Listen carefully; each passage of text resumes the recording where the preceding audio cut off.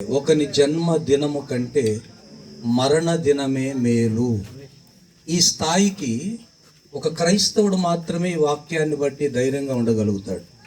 మిగతా వాళ్ళకు మరణం అంటే చేదు, మరణం అంటే అదొక కీడు వార్త. మరణం గురించి ఎక్కడైనా మాట్లాడితే మీకు ఎక్కడేం మాట్లాడాలో అర్థం కదండి అని అంటారు. చావు కబురు ఇద్దరు మధ్యలో చర్చించుకుంటున్నప్పుడు ఈ సందర్భంలో చావు గురించి ఎందుకండి అంటారు. అంటే చావు అంటే భయం, చావంటే బాధ, చావంటే వేదన, చావంటే ఎవరికి ఇష్టం ఉండదు. చావు అనేది ఒక చేదు అనుభవం. కానీ అదే సమయంలో బైబిల్లో కూడా ఆధారాలు ఉన్నాయి. నెలలు నెలలు ఏడ్చారు. అబ్రహాము తన భార్యను బట్టి నెలల తరబడి ఏడ్చాడు.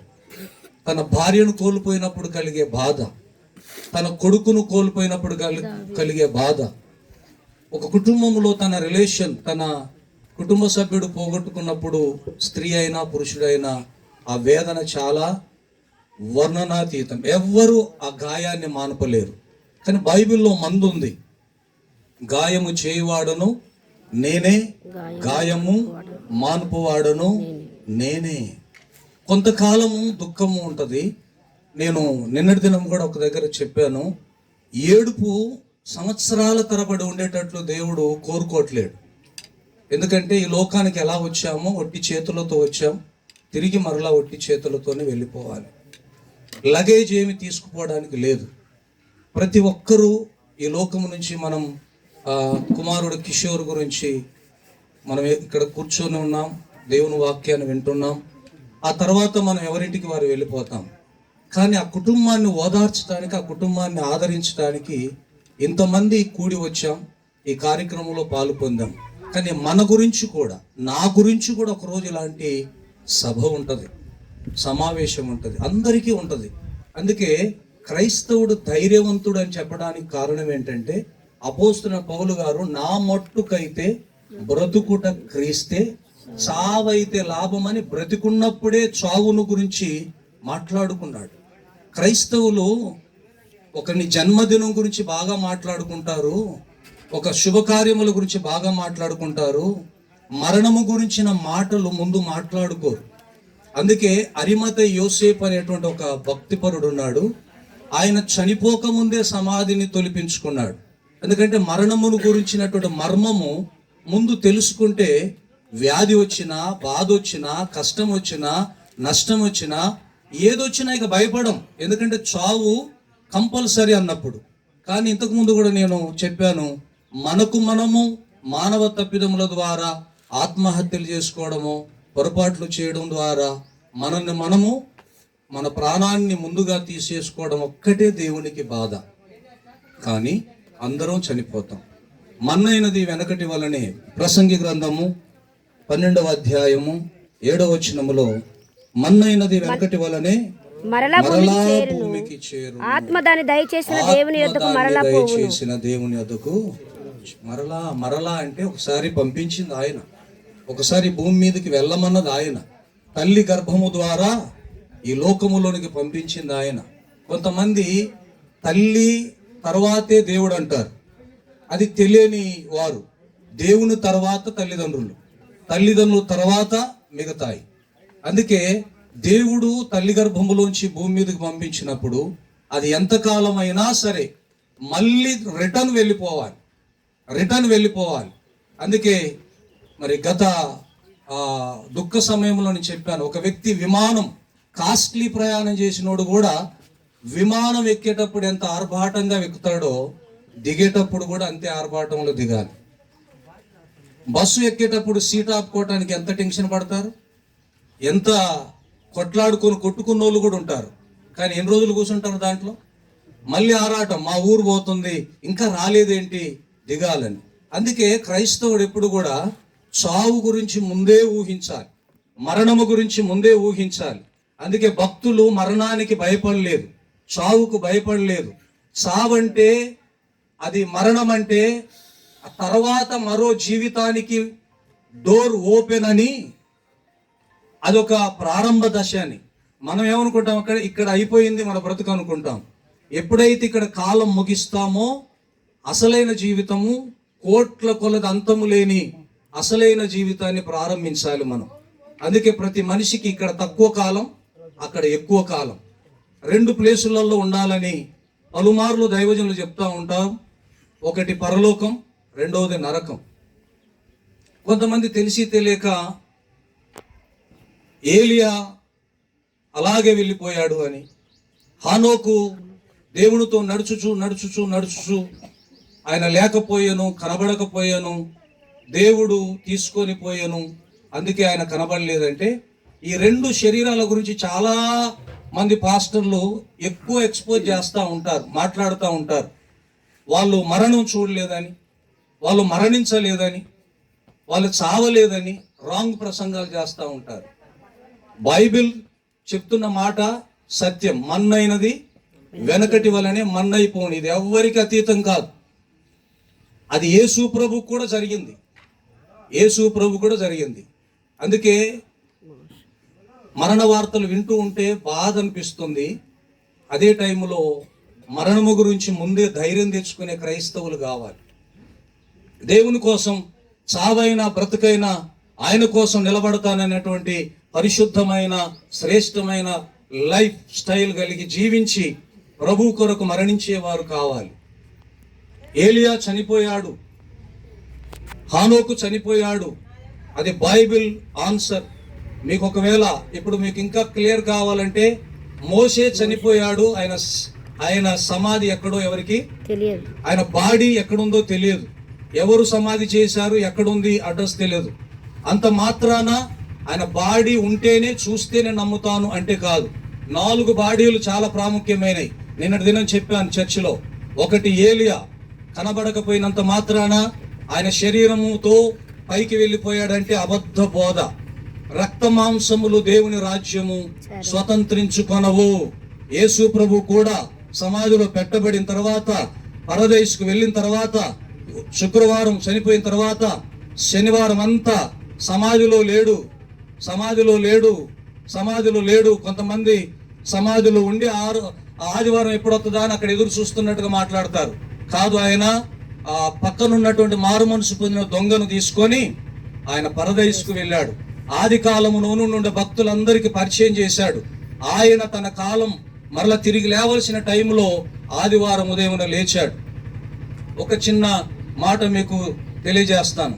యేసు ప్రభు శరీరం మహిమ శరీరమా లేకపోతే రక్త మాంసములతో కూడిన శరీరమా? లేచిన తర్వాత మహిమ శరీరం. అందరూ దీనికి ఆన్సర్ చెప్తారు. కానీ శిష్యులు అంటే పలుమార్లు అలా దర్శించి ధైర్యపరిచేటప్పుడు తోమా కొరకు ఒక రోజు వెళ్ళవలసి వచ్చింది. తోమా కొరకు అప్పుడు వెళ్ళేసరికి ఇంటి తలుపులు ఏమయ్యాయి? ఇంటి తలుపులు వేసుకొని భయపడి లోపల ఏడుస్తున్నారు. ఎవరు? శిష్యులండి, దేవునితో తిరిగిన వారండి. మగ్దలేన మరియతో ఉన్న స్త్రీలు తప్ప శిష్యులు 12 మంది శిష్యులు మరణానికి భయపడి, దేనికి భయపడి? చావుకు భయపడి. ఒక్కటే భయం వాళ్ళకి, యేసు ప్రభు శిష్యులమని తెలిస్తే మనల్ని కూడా చంపేస్తారనే భయం. ఇప్పుడు చెప్పండి, శిష్యులకి ఏ భయం? మరణ భయం. ఇప్పటిదాకా ఏం మాట్లాడుకున్నాం? క్రైస్తవుడు, నిజమైన క్రైస్తవుడు అయితే బ్రతుకుట క్రీస్తే చావైతే. ఇంకా అంత మెచ్యూరిటీ వాళ్ళకు రాలేదు, శిష్యులకి ఇంత మెచ్యూరిటీ రాలేదు. వాళ్ళు తలుపేసుకుని ఏడుస్తుంటే తలుపేసి ఉండగానే, తాళం వేసి ఉండగానే, లోపల మేడబెట్టి ఉండగానే యేసు ప్రభు లోపలికి వెళ్ళాడు. ఇప్పుడు మీరు చెప్పిన మాట కరెక్ట్. ఎక్కడ? మహిమ శరీరం. మరి లోపలికి వెళ్ళిన తర్వాత తోమా ఏమన్నాడు? నీ గాయాల్లో వేలు పెట్టి చూస్తేనే నమ్ముతాన్నప్పుడు మరి గాయాలు ఎక్కడి నుంచి కావాలి? ఇప్పుడు మహిమ శరీరం కదా. లోపలికి వెళ్ళటానికి మహిమ శరీరం, లోపలికి వెళ్ళినాక తోమా అపనమ్మకాన్ని నమ్మకంగా మార్చడానికి ఇప్పుడు ఏం కావాలి? శరీరం కావాలి. అంటే సర్వశక్తి గల దేవుడు లోపలికి వెళ్ళటానికి మహిమ శరీరాన్ని వాడాడు. తోమాకు విశ్వాసం కలగటానికి చూసి నమ్మిన వారి కంటే చూడక నమ్మిన వారే ధన్యులను చురక అంటించినాక కూడా ఇదిగో నా గాయాల్లో వేలు పెట్టి చూసి నమ్ము అన్నాడు. అంటే ఇప్పుడు ఆయన కళ్ళకి ఏం కనపడింది? శరీరం కనపడింది. అంటే అంత గొప్ప కార్యం, లేనిది ఉన్నట్టుగా ఉన్నది లేనట్టుగా చేయగల దేవుడు. కాబట్టి ఇప్పుడు 4 బాడీలు మనకు కనబడు. ఒకటి మోషే శరీరం, 2 యేసు ప్రభు శరీరం, 3 ఏలియా శరీరం, 4 హానోకు శరీరం. ఈ శరీరాలు మట్టిలో కలిసిపోవాలని కరాఖండిగా బైబిల్ చెప్తున్నప్పుడు దీని నుండి మనం ఆన్సర్ తెచ్చుకోవాలి తప్ప వాళ్ళు వెళ్ళిపోయారు, పరలోకంలో ఉన్నారు, పరదేశంలో ఉన్నారంటే చనిపోయి పరదేశంలో భక్తుల మధ్యలో ఉంటారు, కానీ శరీరముతో వెళ్ళడానికి ఆన్సర్ ఖచ్చితంగా రక్త మాంసములతో వెళ్ళరు. కాబట్టి అది దేవుని చేతుల్లో జరిగిన సంగతి. కాబట్టి మనమందరం వెళ్ళిపోవాలి. మన్నైనది వెనకటి వలనే మన్నైపోవాలి. ఈ మాట ఎందుకు నొక్కా అని చెప్తున్నా అంటే మీ అందరికి 2 చేతులు జోడించి చెప్తున్న మాట. పుట్టుకకు చావుకు మధ్యలో ఉండే కొద్ది జీవితం, అది ఎవరికి ఎంతో తెలియదు. నాకు 55 సంవత్సరాలు, ఇంకెంతకాలమో తెలియదు. మిమ్మల్ని గురించి మీరు మాట్లాడుకోండి. కొంతమంది యవనస్తులు ఇప్పుడేముంది నాకు 20 సంవత్సరాలు, గోడను గుద్దితే చెప్పండి గోడ పగిలిపోద్ది, అంత బలం నాకుంది అంటారు. ఒక 2 విరోచనాలు 3 వాంతులు అయితే నువ్వే కింద పడిపోతావు. ఎప్పుడైనా నీ శరీరాన్ని చూసుకొని పైనున్న ఎర్రతోలు, నల్లతోలు, ఫేస్ ఇవన్నీ చూసుకుని మురిసిపోతే అలా కాకుండా ఇలా చెయ్యి ముందు పెట్టుకొని ఒకరోజు మరణిస్తాను, సమాధిలో పెట్టి వెళ్ళిపోతారు. 1 డే 2 డే 3rd డే తర్వాత నా శరీరం కుళ్ళిపోతుంది, మట్టిలో కలిసిపోద్ది అన్నప్పుడు అసలైన జవాబు వస్తుంది. ఈ మట్టి శరీరాన్ని చూసుకొని, ఈ వట్టి శరీరాన్ని చూసుకొని ప్రేమ లేకుండా, సమాధానం లేకుండా, లోబడకుండా, మంచి మనసు లేకుండా ఎలా బ్రతుకుతావు? అలా బ్రతికే బ్రతుకు దేవుని దృష్టిలో చచ్చిన బ్రతుకు. నువ్వు జీవించుచున్నావన్న పేరు మాత్రం నీకు ఉందే గాని నువ్వు మృతుడవే అన్నాడు. ప్రేమ లేని జీవితాలు, కుట్రలు, కుతంత్రాలు, అన్నదమ్ముల మధ్యలో, అక్క చెల్లెల మధ్యలో, అత్త కోడళ్ళు, ఈ లోకములో అన్ని రిలేషన్లో స్వార్థాలు, నేనే అని స్వార్థం, పెద్ద చిన్న అనే కొన్ని గౌరవాలు ఉంటాయి. ఇవన్నీ ఎప్పుడైతే మర్చిపోయి మనం కన్ను మిన్ను ఎరగకుండా తండ్రిని కూడా లెక్క చేయకుండా ఉంటామో, చెల్లిని, అక్కని, అందరి రిలేషన్లలో క్రీస్తు ప్రేమ ఉండాలి. దేవుని స్తోత్రం. హల్లెలూయా, హల్లెలూయా. చివరి మాట, ఇచ్చిన సమయం కొంచెం కాబట్టి చివరి మాట, ప్రభువా ప్రభువా అని పిలుసు ప్రతివాడు పరలోక రాజ్యము చేరడు అన్న సంగతి అందరికి తెలిసి ఇక్కడ వాక్యం మాట్లాడు. ఆ మాటకు అర్థం ఏంటి చెప్పండి? అక్కడ ఎవరితో మాట్లాడుతున్నాడు ఆ మాట? విశ్వాసులతో కాదు, పేరు మోసిన రెవరెండ్లతో మాట్లాడుతున్నాడు, బిషపులతో మాట్లాడుతున్నాడు, పాస్టర్లతో మాట్లాడుతున్నాడు. ఏమనమ్మా? ప్రభువా ప్రభువా అని పిలుసు ప్రతివాడు పరలోక రాజ్యం వెళ్ళడు అనే సిచ్యువేషన్లో అక్కడ తిరిగి సమాధానం చెప్తున్నారు. ఎందుకు వెళ్ళం మేము? ఇప్పుడు చెప్పండి, ఎందుకు వెళ్ళం మేము చేతులు పెడితే దయ్యాలు గడగడ లాడిపోయాదే భూలోకంలో. నాకు ఎంత పేరుందనుకున్నావు? కింద పడేసి బొర్లుతా ఉంటారు కదా. ఇప్పుడు చూస్తున్నారు స్టేజ్ల మీద షోలు, అయ్యగారు రాకముందే పడిపోతారు. ఆయన వచ్చి లేపుతాడు, మళ్ళీ ఒకసారి పడేస్తాడు. ఆయనకి ఎన్నిసార్లు పడే బుద్ధి అయితే ఎన్నిసార్లు పడేస్తారు. ఈ పోయేటోళ్ళకి కూడా ఎన్నిసార్లు పడితే అంత భక్తి అన్నట్టు. ఎంత టెక్నిక్గా మాట్లాడతారు తెలుసా? తెలుసుకోని వాళ్ళు ఎవరైనా మాట్లాడితే వాళ్ళ అండర్లో నేలో పడిపోతేనో దయ్యాలు బట్టి పడ్డాయట. ఒకవేళ కొంచెం వాళ్ళకు అనుకూలంగా ఉన్న వాళ్ళు పడుతున్నట్టు అభిషేకం అంటి పడ్డరాట. అంటే వీళ్ళ పవర్కు తట్టుకోలేక పడ్డరాట. ఈ పడటం ఏంటి? లేపుతాడు కదా దేవుడు. పడిపోయిన వాళ్ళని, కురిగిపోయిన వాళ్ళని, నలిగిపోయిన వాళ్ళని లేపుతాడు కదా. ఈ షోలు చేసే వాళ్ళందరూ అక్కడ డైలాగులు వేస్తున్నారు. ఏమని? నీ నామములో మేము దయ్యములు వెళ్ళగొట్టలేదా? అద్భుత కార్యములు చేయలేదా? అంటే పెద్ద పెద్ద డైలాగులు వాడుతున్నారు. వీళ్ళు ఎవరంటారు? మహా పెద్ద ప్రవక్తలు అన్నట్టు, భూలోకంలో హల్చల్ చేసిన వాళ్ళు వీళ్ళంతా. అప్పుడు అంటున్నాడు, మీరు ఎన్ని చెప్పినా మీరెవరో నేను ఎరుగను, ఎరగను అంటున్నాడు. ఎంత సిగ్గు! ఇప్పుడు తెలిసి కూడా ఆయన ఎవరో తెలుసా అన్నాక కూడా ఆయన నాకు తెలియదు అన్నాడు అనుకో, ఇక గుండె బలిపోద్ది. ఎందుకని? నీ తెలియదా? నేనేగా మాట్లాడాను, మేము కలిసి ఉంటాం కదా అంటే వాడు ఇన్సల్ట్ చేయాలనే చేశాడని అనుకుంటాడు. కానీ ప్రభువు కూడా సిగ్గుపడాలనే చెప్పాడు. ఏమని? వారెవరో మినహాయింపు ఎవరికి లేదండి. పాస్టర్లు వెళ్తారు, విశ్వాసులు వెళ్తారు అనేది మినహాయింపు ఏం లేదు. అసలు వెళ్తారా వెళ్ళరా అనేది ఇక్కడ డిసైడ్ చేసే శక్తి ఎవరికి లేదు. ఒక్కటే, వాని వాని క్రియల చొప్పున ఆయన తీర్పు తీర్చినాకనే ఎవరెక్కడ ఉండాలో ఎవరెక్కడికి వెళ్ళాలో డిసైడ్ అయ్యింది.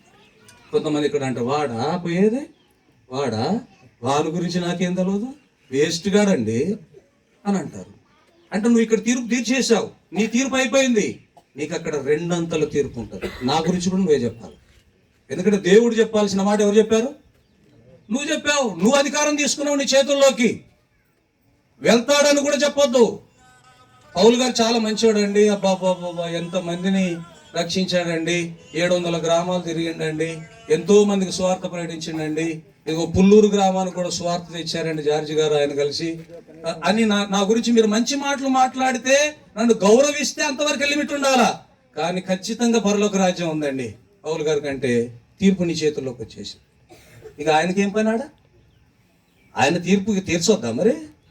ఇక్కడ ఎవరు గురించి వేస్ట్ అనొద్దు, కాస్ట్ అనొద్దు. మనం ఎవరి భక్తి వాళ్ళు కరెక్ట్గా చేయాలి, ఎవరి క్రియలు వారి వెంట వెళ్తాయి అని ఉంది. అందుకే ఇక్కడ లగేజీ మనం ఏం తీసుకోకపోయినా మన ప్రయాణంలో మన క్రియలు మన వెంట వస్తాయి. అసలైతే మనకంటే ముందు వెళ్తాయి అని పోయినసారి వచ్చినప్పుడు చెప్పాను. మన గురించి దేవుడే అక్కడ చెప్తాడు. మనం ఎన్ని కవరింగులు చేసినా మీరెవరో నేను ఎరుగను అంటాడు. ఆశీర్వదించబడిన వారులారా లోపలికి రండి అంటాడు, ఆయన చేతుల్లో పని. కాబట్టి కిషోర్ నమ్మి బాప్తిసం పొంది రక్షించబడ్డాడు. అలాగే 3 రోజుల వ్యవధిలో మా మాటలు విని మేము అంటుంటే మేము చెప్పే మాటలకు అని ఆ బిడ్డలు చెప్తున్నారు జీవన్ జ్యోతికి. ఇట్లా ఆ వినికిడి ఉంది కాబట్టి అర్థం చేసుకుంటున్నాడు, కానీ తిరిగి చెప్పే పరిస్థితి లేదు కనుక కళ్ళ వెంట కన్నీళ్లు, చెవులు నిండిపోతున్నాయి. అంటే ఆలకిస్తున్నాడు, ఆలోచన చేస్తున్నాడు. నా అంతటా నేను ఇలా ఎందుకు చేసుకున్నాను, ఆ పిల్లలు ఎలా, ఎన్ని సీన్స్ ఆయన మనసులో, దాన్ని ఎవ్వరు చూడలేరు కానీ అది వాళ్ళకే తెలుస్తుంది. మనకి ఎప్పుడైనా ఒక్క క్షణంలో ఇట్లా యాక్సిడెంట్ తప్పిపోవచ్చు చూడండి, ఆ క్షణంలో అన్ని సీన్లు గుర్తుకొస్తాయి మనకు. క్షణంలో పోయింది నా భార్య, పిల్లలు, కుటుంబం, ఇవన్నీ మనం ఒక్కసారిగా తలపోస్తాం. కానీ యేసుక్రీస్తు నామములో ఎవరి ఆత్మకు వారే బాధ్యులు. దేవుని స్తోత్రం, హల్లెలూయా. బ్రతికున్నప్పుడే నేనును నా ఇంటి వారు నన్ను ప్రార్థన చేసుకోవాలి. నుదియా కుటుంబం లాగా, లేక ఒక కుటుంబము, క్రైస్తవ కుటుంబం నీతిమంతుని గుడారములోంచి రక్షణ సునాదము వినబడున్నది, అది బైబిల్ కండిషన్ అది. కానీ అంత మాత్రాన్ని ఎప్పటికీ ఆ ఇంట్లో ప్రార్థన ఉంటుంది అనుకోవద్దు. కొన్ని రోజుల తర్వాత ఆ ఇంట్లో సైలెంట్ అయిపోతే, అంత ఊడ్చి అమర్చి ఉంటది. సాతానుగాడు మళ్ళొచ్చి చెక్ చేసుకుంటా ఉంటాడు. అందరూ నమ్మిన వాళ్ళందరూ కాదు, పిలువబడిన వారు అనేకులు, ఏర్పరచబడిన వారు కొందరే. ఆయనకు అనుకూలంగా ఎవరు బ్రతికితే, అందుకే యోబు అంటున్నాడు, నా మట్టుకు నేనే అంటున్నా. అప్పటిదాకా నా కొడుకులు, నా బిడ్డలు అని ఉదయం లేవగానే బలులర్పించాడు. నా కొడుకులు చెడిపోద్దయ్యా, క్షమించయ్యా, వాళ్ళకి తెలియని వయసు అయ్యా అని ఏడ్చాడు. భార్య చేయనంత ప్రార్థన, భార్య ప్రార్థన ఆ భార్య భర్తలది కలిపి ఆయన ఒక్కడే చేశాడు. కానీ 10 మంది పిల్లలు చనిపోయిన తర్వాత ఒకరోజు అంటున్నాడు, ఈ సీన్ ఒకటి మీరు జాగ్రత్తగా గమనించండి. ఒకటి తర్వాత ఒకడు వచ్చాడు, వచ్చి నష్టాలు చెప్తుంటే ఇక వాళ్ళు అనుకుంటున్నారు, ఖచ్చితంగా ఇన్ని నష్టాలంటే ఏ మనిషి భరించలేడు, ఏ నష్టం అన్నా కానీ 10 మంది పిల్లలు చచ్చిపోతే ఏ మనిషి బతుకుతాడండి, చూడండి పిచ్చి పిచ్చి చెక్కలు చేస్తున్నాడు, కొంచెం ఫేస్లో మార్పు వచ్చేసింది అని. ఆ తర్వాత ఆయన అంటాడు, అన్నీ అయిపోయిన తర్వాత యెహోవా ఇచ్చెను, యెహోవా తీసుకొనెను, యెహోవా నామమునకే స్తుతి కలుగును గాక అని నా తల్లి గర్భములో నుంచి ఎంత క్లియర్గా చెప్తాడు. నేను ఒక్కడనే వచ్చి తిరిగి నా ప్రయాణం అలా ఒంటరి ప్రయాణమే, కానీ ఇదిగో ఒక మంగళతని తీసుకురండి, నా జుట్టు కొరిగించండి అన్నాడు. నేను వచ్చేటప్పుడు ఇన్ని వెంట్రుకలు కూడా తీసుకొని రాలేదు అని ఆయన ఆ 20వ అధ్యాయంకి వచ్చారు, 19వ అధ్యాయంకి వచ్చారు, అక్కడ అంటాడు, తీనక్కర్లేదు, నా మట్టుకు నేనే చూస్తాను, క్రీస్తు భూమి మీదకి వస్తాడని నేను నమ్ముతున్నాను. ఎప్పుడు క్రీస్తు, ఎప్పుడు యోబు? అంత విశ్వాసముతో ఉన్నారు. దూరము నుండి పాత నిబంధన భక్తులు చూశారు క్రీస్తుని. అందుకే క్రీస్తు ఆ శనివారం రోజు సమాధిలో పెట్టబడిన తర్వాత ఆత్మ మాత్రం పరదైసులోకి వెళ్ళి అందరికీ అస్సీలు వేశాడు. క్రీస్తును బట్టి మీకు రక్షణ. అబ్రహాము, ఆది కాలం భక్తులందరికీ కూడా.